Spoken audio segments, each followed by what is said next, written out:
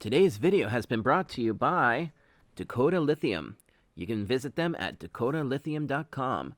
Proud purveyors of awesome lithium batteries, including the LiFeP04 batteries that are about to be presented in this video. I hope you guys enjoy. I have been drinking. I will continue drinking because I'm about to do unspeakable things that have traumatized me and will probably change me and haunt me for the rest of my life. Alright, so we've got another package here. And who's this one from? Ah, these are the lithium batteries that I wanted to show you guys. So these guys are drop-ins for sealed lead acid AGMs. This is cool. So we got two 12-volt 10 amp hour batteries and a 24-volt Hilltopper charger to go with it. Okay, cool. All right. Oh, look, these guys sent me a sticker, too. How cool is that? That's going on my truck, by the way, for sure. All right, so what do we got? Let's see. Let's get rid of the... Oh, yeah.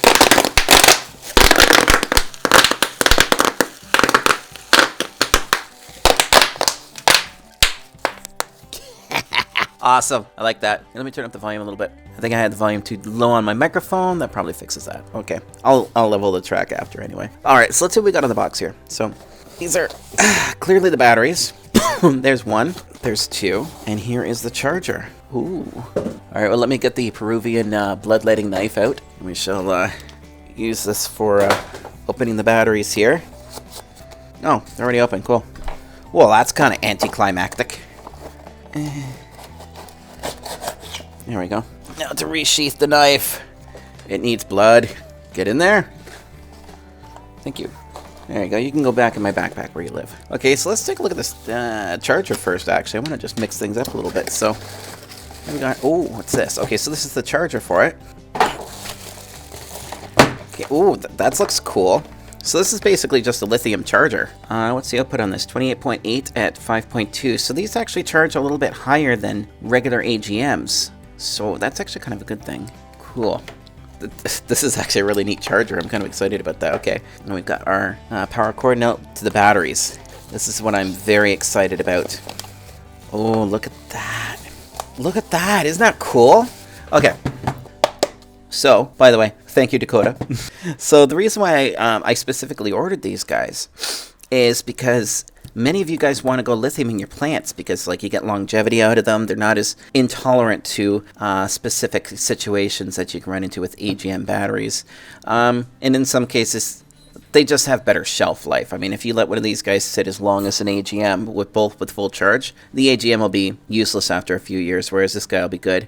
This guy basically just depletes over charge cycles, so it's kind of a cooler thing to use in the telecom plant. I really kind of want to open this up. I do want to open it up, but I don't know if I should. Realistically, it'll just be a bunch of, let's see here. I'll bet you it's a bunch of, let's see here. I'm willing to bet that these are 18650s.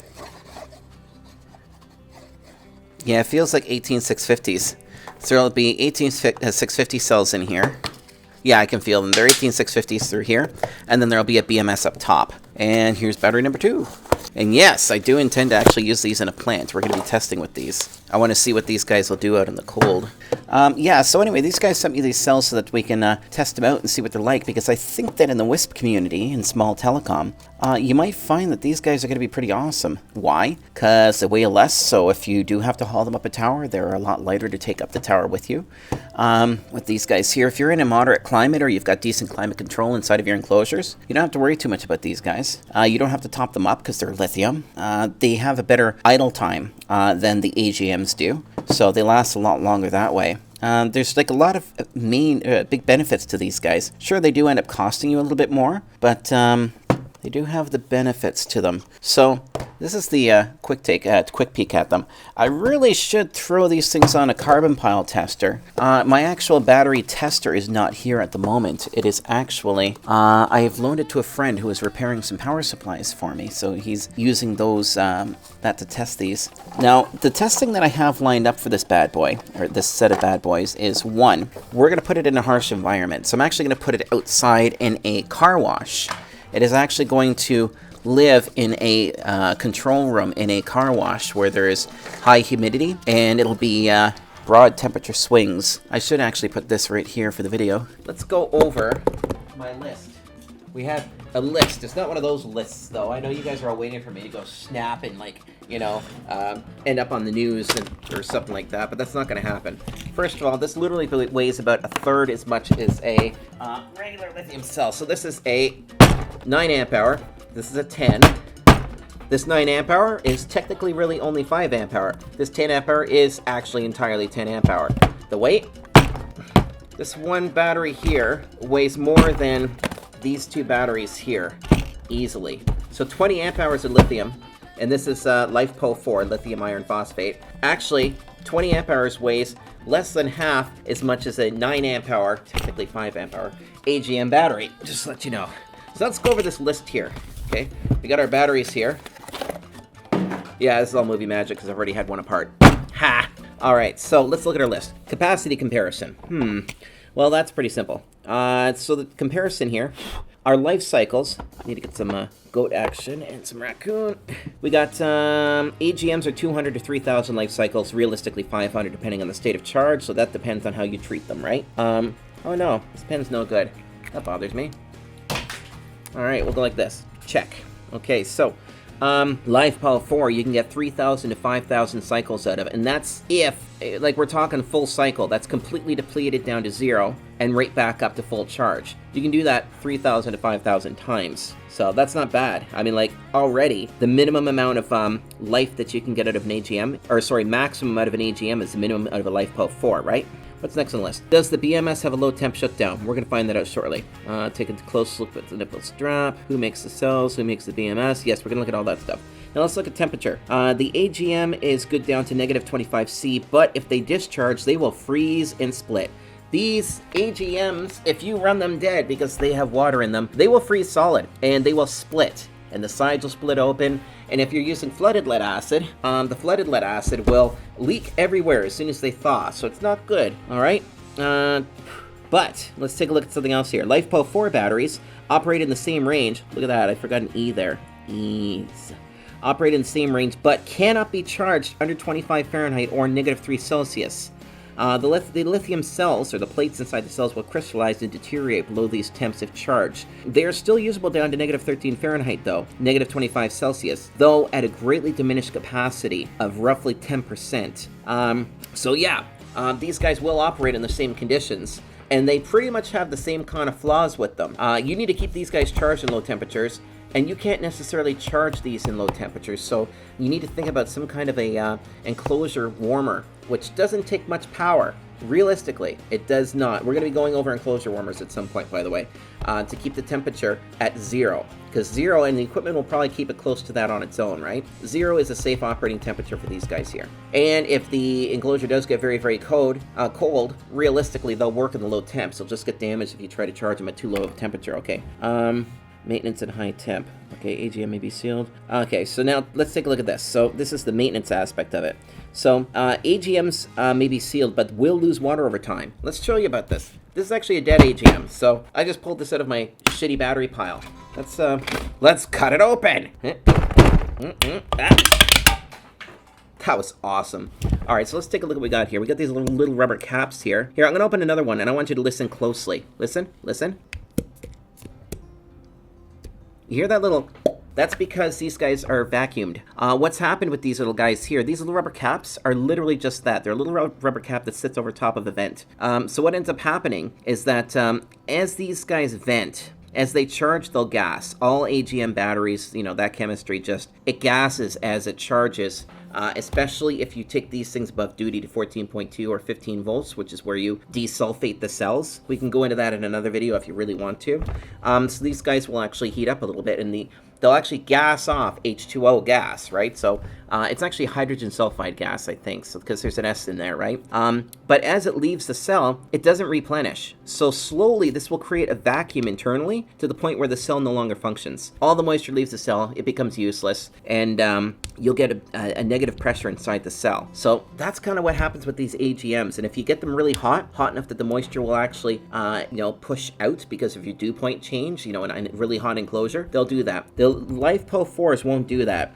So let's see here. AGMs may be sealed, but will lose water over time, whereas lithium iron phosphate cells are truly zero maintenance. They can safely be stored in a living area or equipment enclosure without damaging equipment, whereas AGM will gas, causing corrosion. That's another great point.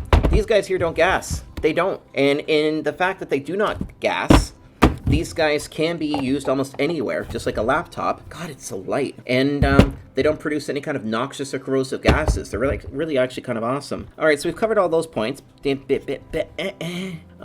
Yeah, I did this in Notepad, by the way, so there's tons of spelling errors in it. State of charge. AGMs are always only 50% of the rated capacity, as depleting them further increases their lifespan. Or decreases, sorry. Let me read that again. AGMs are always only 50% of the rated capacity, as depleting them further decreases their lifespan. That's not to say you can't run them low. These are supposed to be standby duty, right? What that means is that they're in place to specifically keep your plant running. So if you do run them right down to zero and the plant comes back online, if you do that a few times, it's not going to hurt them. You can cause cell sulfation if you do that too many times, like run them low and leave them low. But for the amount of time that actually goes offline, you still get a ton of charge cycles out of these guys, which is why we like them. They're tough, right?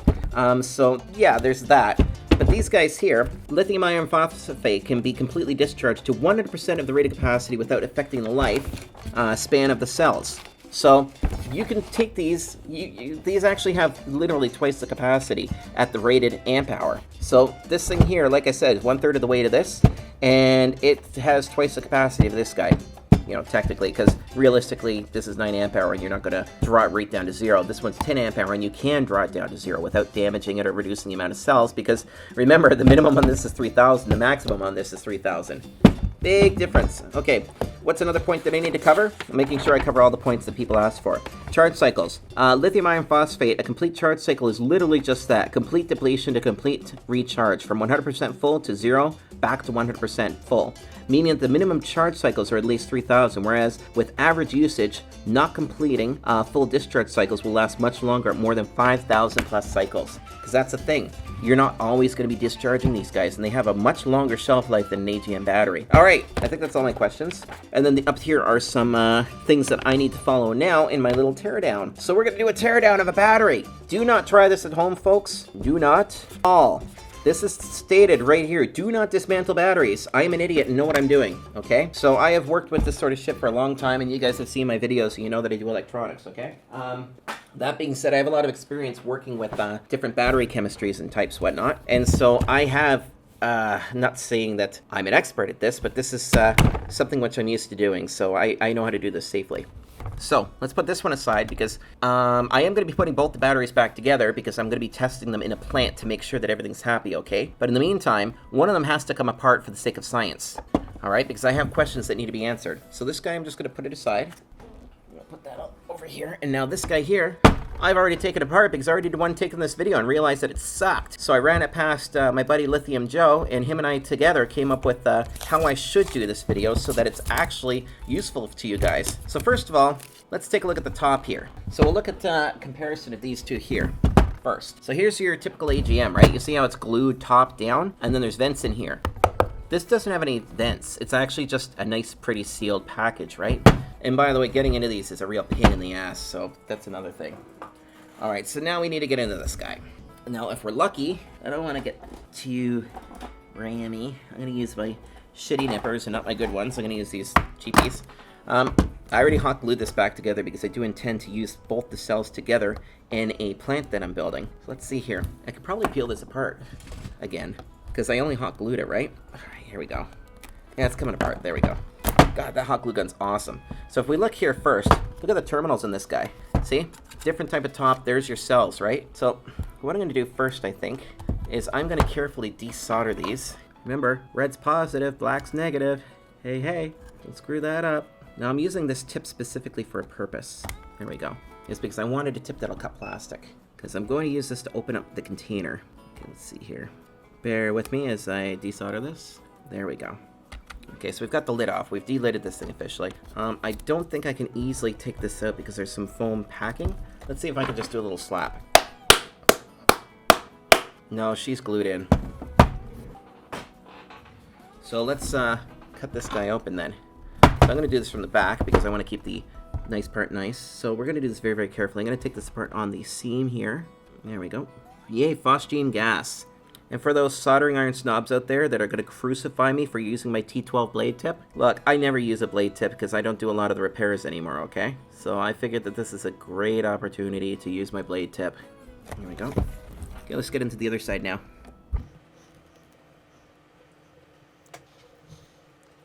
Now, if you watch carefully what I'm doing, the cells are already packed in a foam. There's a gap here, if you look, between the cardboard and plastic heat shrink of this and the actual cell walls. So what I'm doing is actually not great, but I am doing this with some precision and care.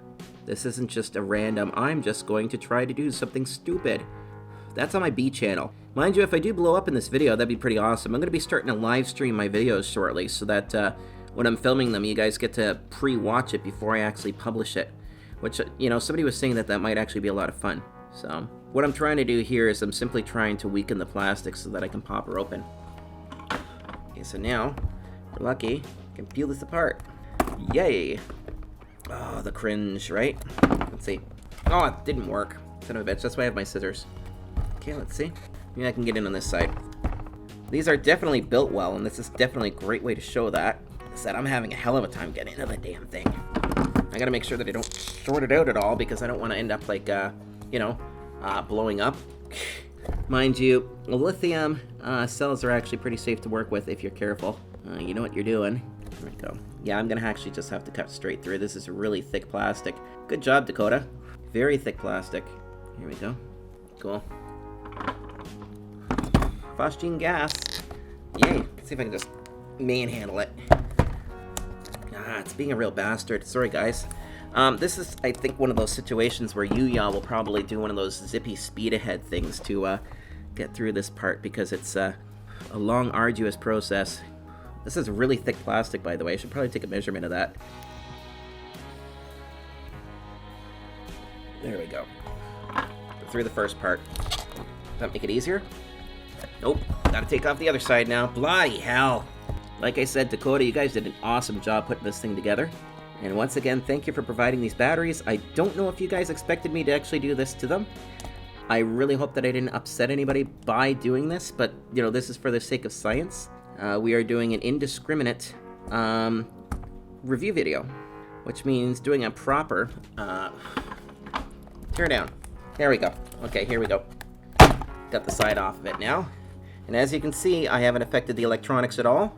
I have not affected the battery at all. I've been very careful. So now this is open. I may actually be able to worm the battery out now. What do we got here? I gotta be careful because there's the BMS over here. There's a heat, there's thermal transfer compound here on the top. There's actually a heat sink right here. So I may have to, what's my strategy here? Let's see. There we go. I think if I separate this protective cover, there we go. I think I've got it free now. There we go. Is it free? Yes, it is. All right, cool. So yeah, check this out. First of all, let's see what we got here. So this is over top of the BMS, okay? It's pretty handy. Oh, I really hope I can put this baby back together because I do want to really play with these bastards. So first of all, I'm supposed to be looking for a thermal probe, and it looks like we've got one right here, so let's check that out. I'm going to make sure that I don't short these guys out. What I should actually do, no, I'm not going to screw with that. Let's check it out here. I've got to save all of my tape so I can put them back together. So there's this green heavy tape here, which somebody was asking about. Okay, what are these guys? Okay, so these are the balancing leads. So first and foremost, there's the thermal probe, okay? Cool. So these are the balancing leads right here. Cool. They go to the top of this BMS. And this is the thermal probe. Oh, this is actually a thermal reset breaker, I believe. Yes, this is a, no, it is an actual thermal probe. Okay, cool. So that's one of the tests I need to do on this guy is to see if it comes back online with low temp. There is some minor conformal coating on here. Let's see. I don't know what the BMS is. I don't even know if I can get under the BMS to actually get the info on it, but I'm going to try, right? Because that was the big one you guys wanted to know was what the hell kind of BMS this is. So let's see here. I think I'm going to change up my soldering tip. Oop. I'm using heat pads. Awesome, eh? We're gonna switch over to a heavy duty right here. I'm just gonna carefully take this guy and put it right there. And then we'll just toss this guy in here. There we go. And where is my... There they are. That's why I like T12s. You can do this. Let's turn it back on now. Here we go. Am I still recording? You betcha. Alright, we're almost up to temp and we can start taking things apart. So rather than have the wires hang around, I'm just going to desolder these from the batteries. And let's see what we got for soldering on here. This looks like it was actually hand assembled. I'm actually shocked that this looks like it's hand built, to be honest with you. So that's cool. Oh, it looks like we've got another sensor here. Is this another thermal sensor? Let's take this shit off of here. Yes, that's another thermal probe. So there's actually 2 thermal probes in this thing. And so what are we running for a circuit here? It looks like it's a 3-cell circuit. So this is actually 3S4, I believe is what it's called. For all of you battery nerds out there, you can correct me on the proper pronunciation of this cell type, by the way. Because I'm still learning myself about the whole lithium nomenclature, right? So we've got 3 leads here, which, yes, look. 1, 2, 3, 4. So it's a 4-cell pack, it looks like. Okay? So now let's take another close look at this BMS and see what we got here. Can I get it off? Yes. So this may be custom. It could be a generic one from China.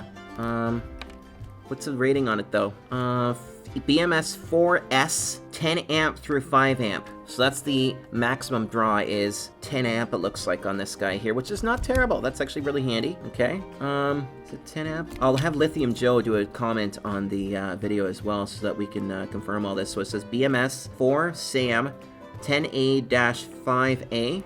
And then there's a date code, 2015-0303. And this is actually, look at this, they've put some epoxy or some glue over there over the leads to protect them. That's cool.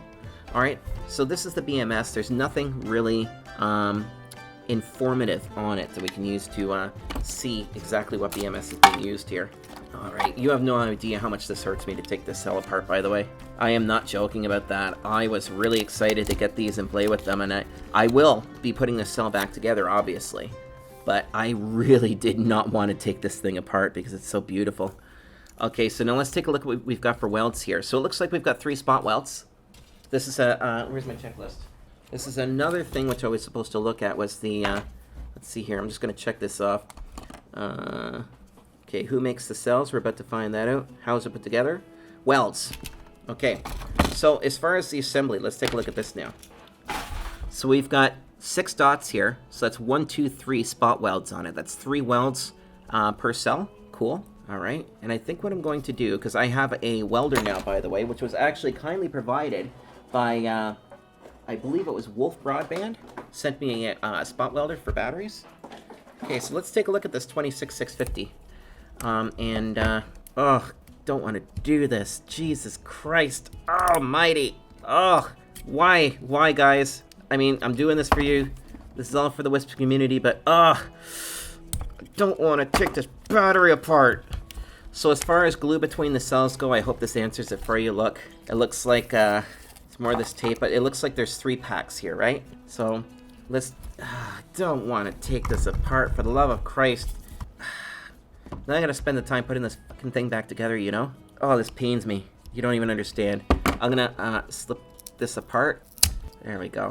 So that's actually glued together. It looks like it's actually glued using a acrylic type glue or a crazy glue of some sort. Come on, can I get this off without destroying the welds? Because at least I can solder that back on or just spot weld it. I'm gonna have to redo all the straps, I know it, but... Okay, let's see here. Fuck it. She's coming off. Fuck! It's a good thing it's on video. Alright, so here, in 1 second, I'm actually gonna run and grab some salt water. Alright, so we've got some salt water here. And hopefully by the time that I send this video off to you for editing, we'll have some results back from this these tabs here. So I'm just going to take one of these tabs off. These look like good quality, by the way.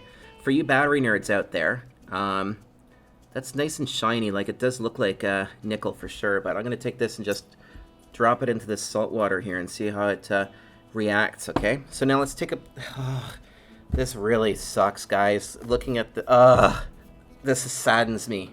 You don't even understand how much this hurts me to do this. Okay, so... This is, we've got the, oh my god, I feel sick. You don't even understand. Oh, I feel sick taking this battery apart, guys. So now we got the cell apart. All right, let's take a look what's inside of it now. I am not seeing any markings on this cell. Is this clear heat shrink? Because it kind of looks like it's not. Let's see if we can. Oh god. Oh, hold on. I'm gonna be sick, man. Oh, let's take the cell wrap off. I do have more. Believe it or not, I actually do have lots more. I've got an entire thing of it right here. So, don't like doing this. Oh my god. Let's see if we have any identifiers on the cell, okay? No, these do not have any identifiers on the cell. Okay, I do have another 26. Oh my god, I feel sick. We have another. I need to drink, man. This is why I poured a drink. Okay, so we've got one cell here. Something which I was also asked to do.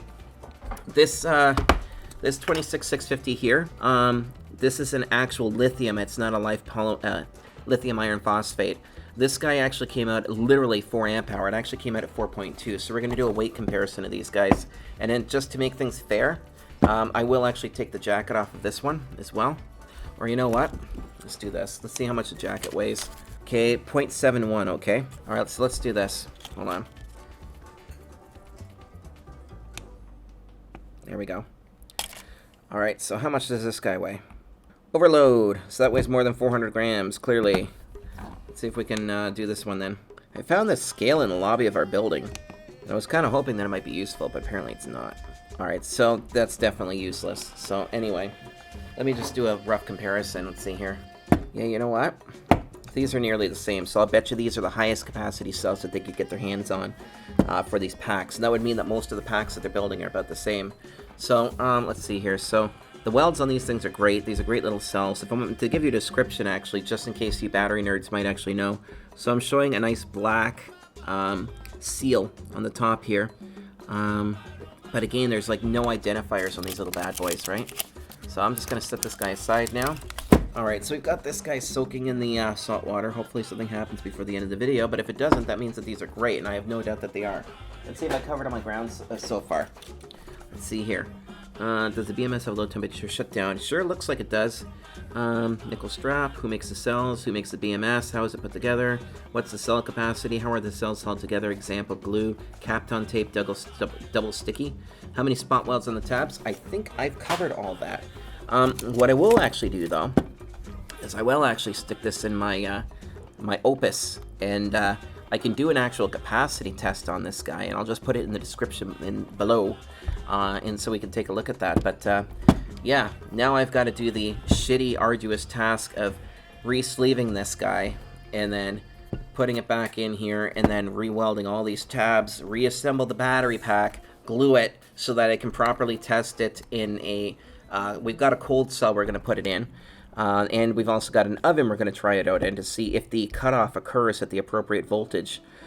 So, yeah, there's a lot of tests that we still need to do for this. But looking at the build quality, this guy's actually built really well. I can't say anything bad about these guys.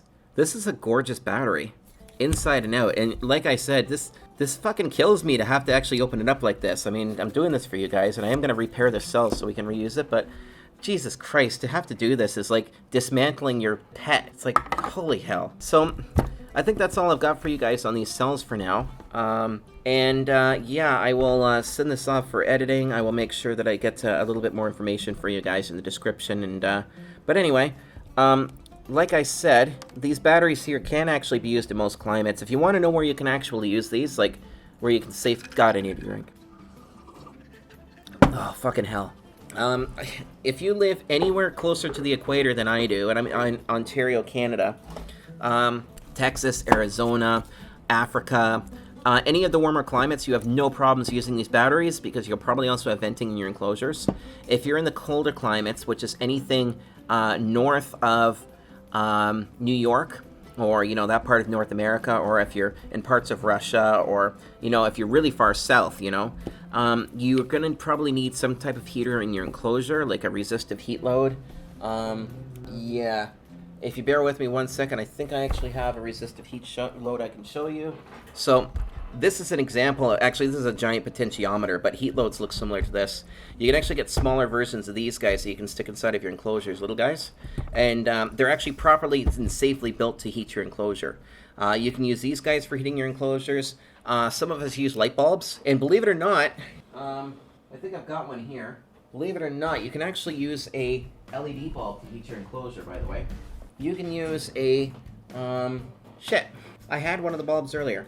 You can actually use a, an LED, like a 40-watt LED element or filament type light bulb, like the Edison type light bulbs. And those guys actually generate quite a bit of heat, but they don't use much energy. They actually get hot to the touch, so those are decent for heating your enclosures as well.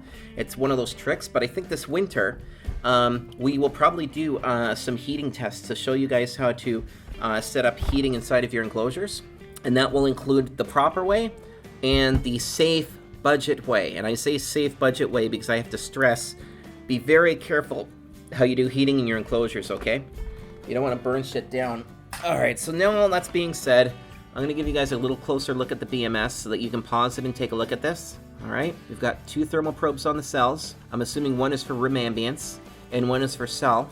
Okay, let's flip it over. It says that it's 5 or 10 amp, but I'm pretty sure it's capable of a lot more than that, by the way. So, and the numbers on these guys are LT, so that's Larry Tom, Peter 4, 7.3, version 1.2. That's probably the model number right there.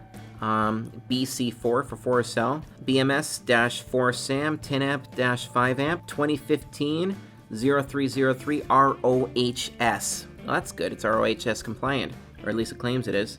Cool. I'm gonna cry like a little baby because I just took apart this fucking gorgeous battery and now I've got to try to now I have to painstakingly put this back together and reassemble this so that we can take it out and test it in the field, because we're gonna be putting these 2 guys here out in the world, and we're gonna use this charger that came with it to operate the plant, okay? More than likely I'm gonna use this with a hex S so that we can actually do some voltage readings and stuff. Alright, so I'm just prepping a test here to see what kind of current we can push with these batteries, because I've been told that with the BMSs here, that 2C is usually 20 amps and 3C is usually 30 amps. So we're going to see if this guy, this whole 10 amp, 5 amp thing at the bottom here, I believe that that's per cell, okay? So, and looking at this cabling here, I'm trying to get an AWG off of it because it really does look like it looks like it's 14 AWG. Let's see here. Yeah, to me it looks like 14 when I do a side-by-side comparison to some 12 gauge. So that looks like 12 gauge wire, which is rated at 15 amps. Alright, so that's that. But something actually cool that I want to show you guys, by the way, about these Dakota boards. Alexa, turn off workbench lights. Okay. Let's see if you guys can see this. Okay, so what I'm demonstrating here is LiFeP04 conformal coating. So if you guys take a look here, I'm just looking at the camera while I do this so that you can see how it turns out, but I'll put my shadow, there we go. So you see these parts here, this is the conformal coating, and I'm using my blacklight flashlight to demonstrate this, but if I shine my blacklight on here, you guys can see that it's glowing. Neat, eh? So the parts of the board that are coated with conformal coating will glow, and as you can see, this is all, the white balance might actually fix it on the camera, which is annoying, but if you look here, you'll see that the conformal coating is all over the intelligent circuitry and not on the power circuitry, but it's really handy because you can easily fix these. And on the back here, you can see that it's all over the intelligent circuitry and not on the power circuitry, which is kind of cool. So that's just something I wanted to point out. Okay, Alexa, turn on workbench lights. Okay. Okay, so now I just want to do a quick test. Yes, I have an Alexa. You guys can call me a simp all you want, but whatever. So this has been on the charger here, and I wanted to note, one of the things which I gotta grab my clipboard. I just talked with my battery expert, because I don't release videos without doing proper research and talking with the experts in the field that are appropriate to the term. So these are some notes which these are some notes which I'm supposed to tell you guys about. There's a couple of design concerns here with this pack. So what he was saying was that if you look here, between, let's see, let's move this all over because I want to make sure that it's all in frame. Am I in frame? Yeah, I'm in frame. There we go. Okay, so between cell 1, or S1 and S2, it's missing the third nickel strip, but you can see here for S2, S3, there's 3 nickel strips, and S3 and S4 has only 2 nickel strips as well.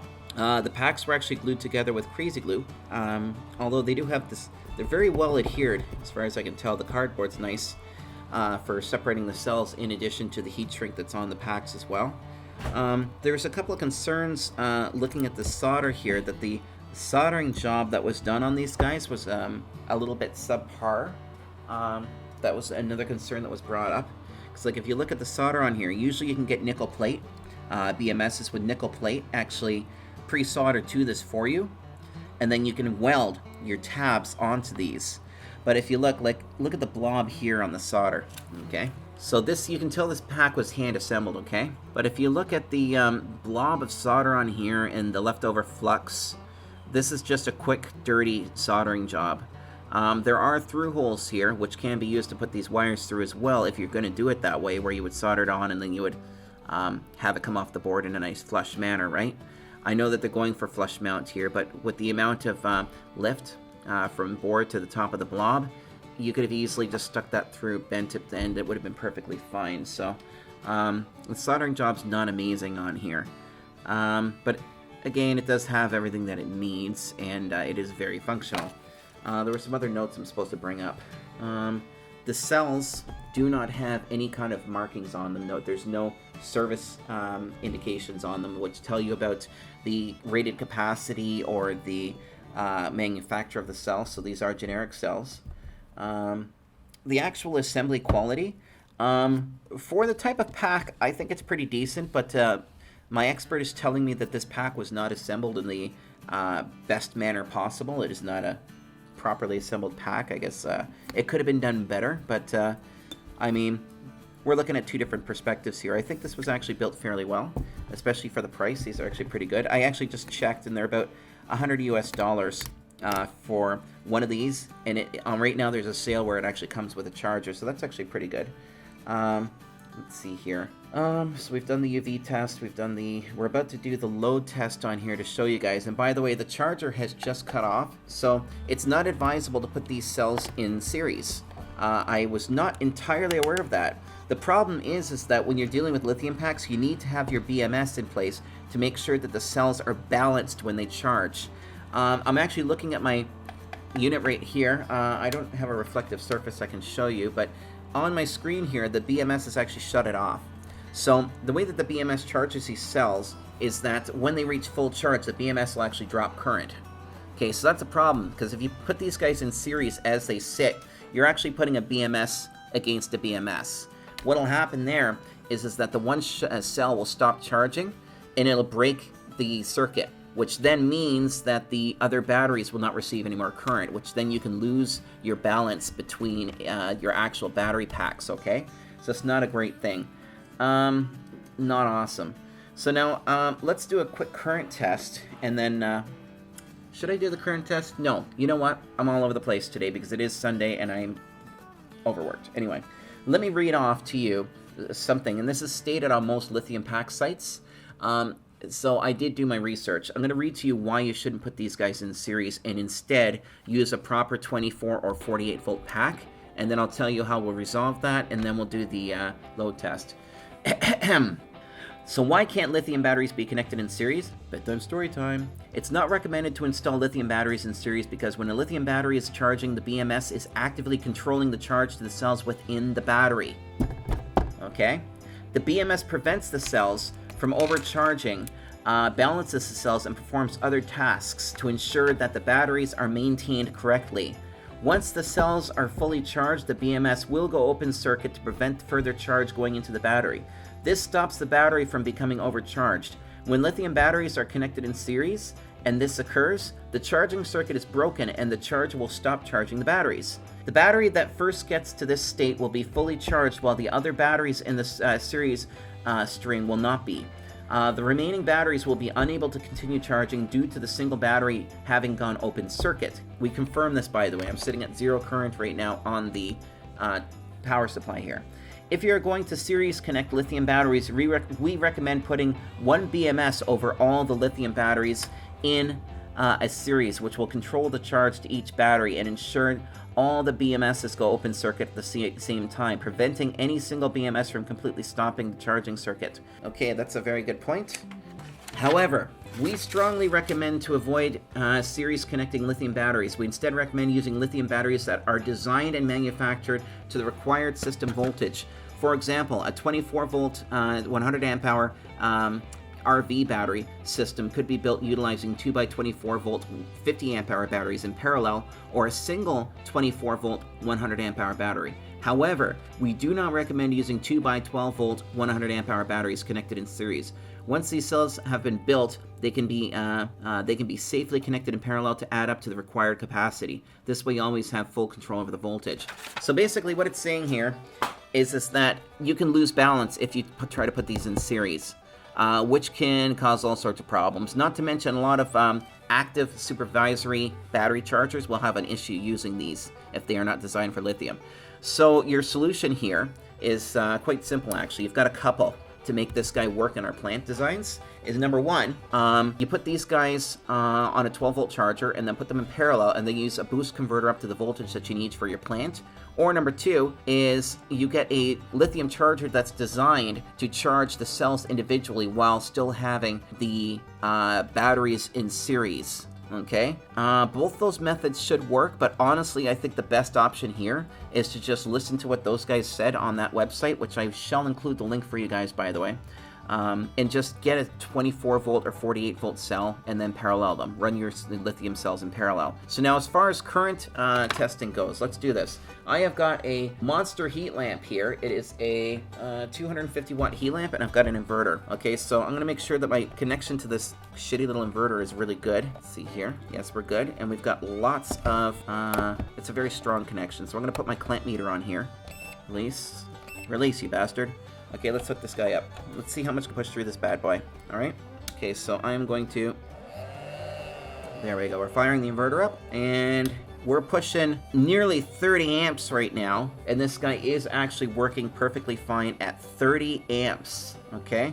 Just to verify that, let's zero the meter one more time, because it looks like I'm floating at 5. I don't entirely trust this meter, by the way, but it's the only way I can test this much current. So let's try that again. There we go, that's more like it. I thought it was around 25. So we're running at 25 amps right now, and this little guy is actually handling it. So this little battery can handle that. So let's see what the actual wattage that you guys can run safely on this battery pack is. So let's go a little heavy. 30 amps is the cut point. If I try to push 30 amps on this, it will disconnect. Trust me on that, okay? I've tried. In fact, watch this. I'm gonna plug in a second light. Look at that. 34 amps. Whew. And she is not happy. She low voltaged, by the way. And I think technically I'm running the equivalent of 20 amp cable here. You really don't want to push these things too hard, especially, and the reason why I'm saying this is mainly because this is not a gauge of cable you want to push a ton of current through. 25 amps is kind of pushing it with this stuff. I mean, that's why they're using silicone on it. But this gauge is rated for about 15 amps, okay, roughly. Now, let's do a quick maths here. So we're gonna go, we can know that we can do safely 30 amps on these batteries, by the way, which is about twice what I would push through that wire. So let's go 30 times 12. So we can do 360 watts off of one of these cells, okay? Now let's go clear. 30 amps times 24 volts equals 720 watts you can push on there. Now the dead voltage on these guys is 10, so let's go 10 times 30, so 300 watts is about the safe operating wattage for this. So 600 watts is about the max you can push off these guys. So if you drop these into a UPS as an example, like a 1000 VA UPS from the APC, like a back UPS, you will probably fault out as soon as you switch over to the inverter. Okay, these guys are not really designed to handle that much current, but if you're operating these guys, the BMS is getting really warm, by the way, over here. If you're operating these guys at around, say, 300 watts per cell, go, 30, I think that you can honestly be safe running these batteries. That's what I'm actually testing it. As you can see, we're running at 26 amps here. So, yeah, in a 24 volt plant, you would run this at maximum.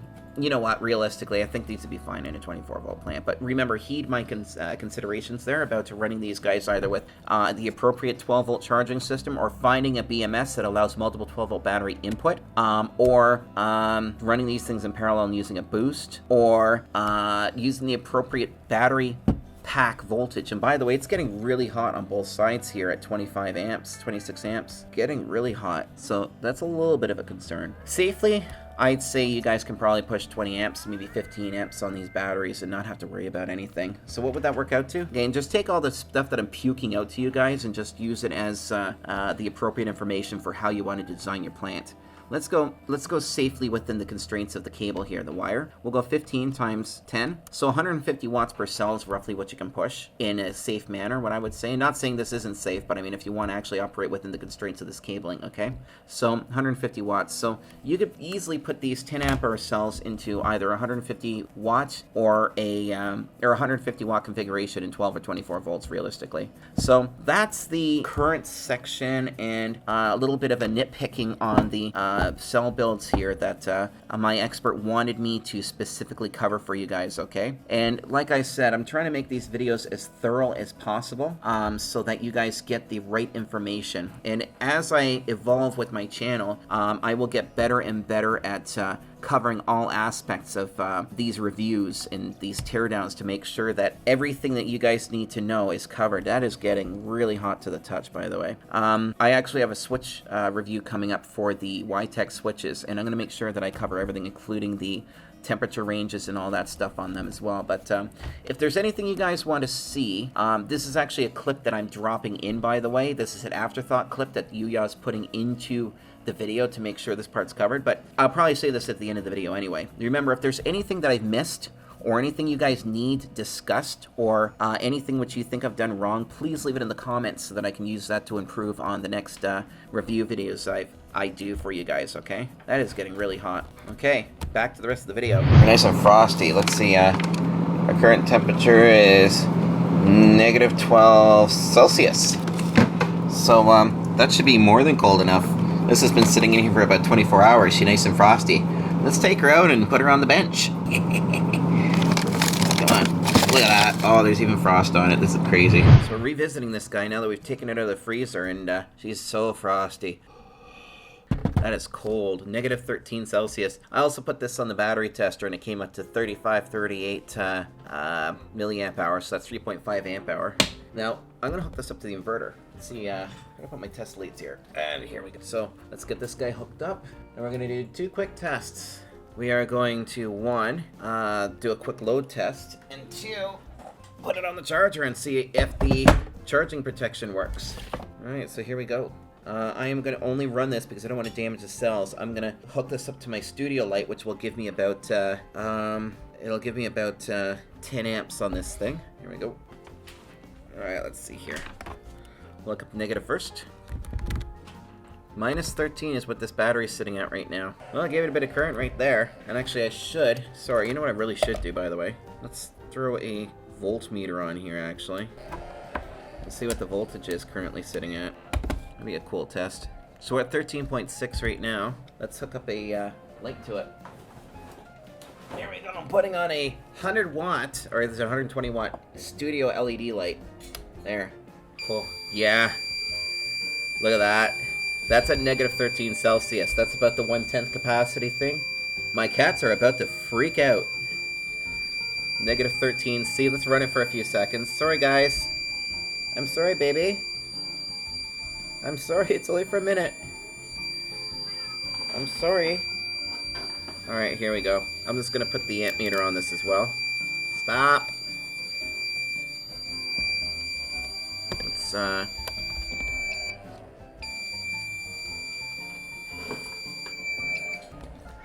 yeah, it's failing now. Yeah, we're at 10.2 amps.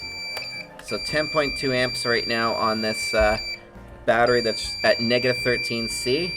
And that just juiced it. Yes.